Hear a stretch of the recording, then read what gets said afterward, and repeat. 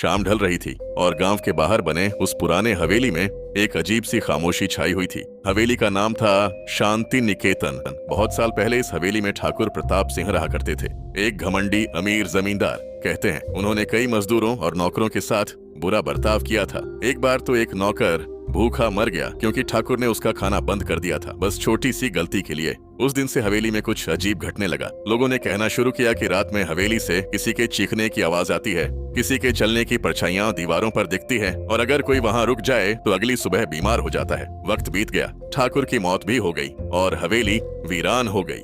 कई साल बाद शहर से एक नौजवान लड़का रोहित अपने दोस्तों के साथ गांव आया। उसका दादा इसी गांव में रहते थे और उन्होंने कहा था कि शांति निकेतन हवेली अब उसकी विरासत है। रोहित को अजीब सी उत्सुकता हुई। उसने सोचा एक रात वहीं रुकता हूँ, मजा आएगा, सब बकवास बातें होंगी, भूत वूत कुछ नहीं होता। उस रात वह अकेला ही हवेली चला गया, अपने कैमरा और टॉर्च के साथ। पुराना दरवाजा चरचरा कर खुला, अंदर की दीवारें टूटी हुई थीं, छत से मकड़ियों के जाले लटक रहे थे और फर्श पर धूल की मोटी परत। रोहित ने कैमरा ऑन किया और रिकॉर्डिंग शुरू कर दी। रात के करीब 12 बजे जब वो पहली मंजिल पर गया, एक दरवाजा अपने आप खुला। हवा तो थी ही नहीं। उसने झिझकते हुए उस कमरे में झांका। पुराना पलंग, एक लकड़ी की अलमारी और दीवार पर एक पुरानी तस्वीर, ठाकुर प्रताप सिंह। तभी कैमरा अपने आप बंद हो गया। बैटरी तो फुल थी अभी थोड़ी देर पहले। उसने बड़बड़ाते हुए दोबारा ऑन करने की कोशिश की। तभी पीछे से एक धीमी सी आवाज आई, कौन है? खाना लाया है क्या? रोहित चौंक गया। उसने टॉर्च पीछे घुमाई, कोई नहीं था।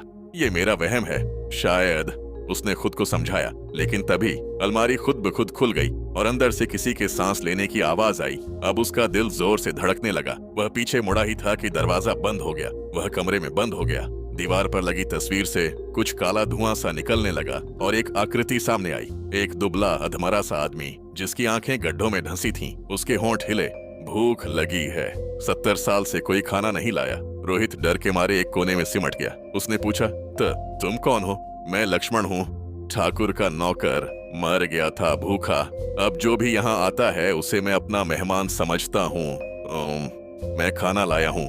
रोहित ने झूठ बोला और अपने बैग से बिस्किट का पैकेट निकाला। लक्ष्मण की आत्मा पास आई और जैसे ही उसने बिस्किट छूने चाहे, एक भयानक चीख गूंजी। पूरी हवेली कांपने लगी, दीवारें दरकने लगीं और रोहित बेहोश हो गया।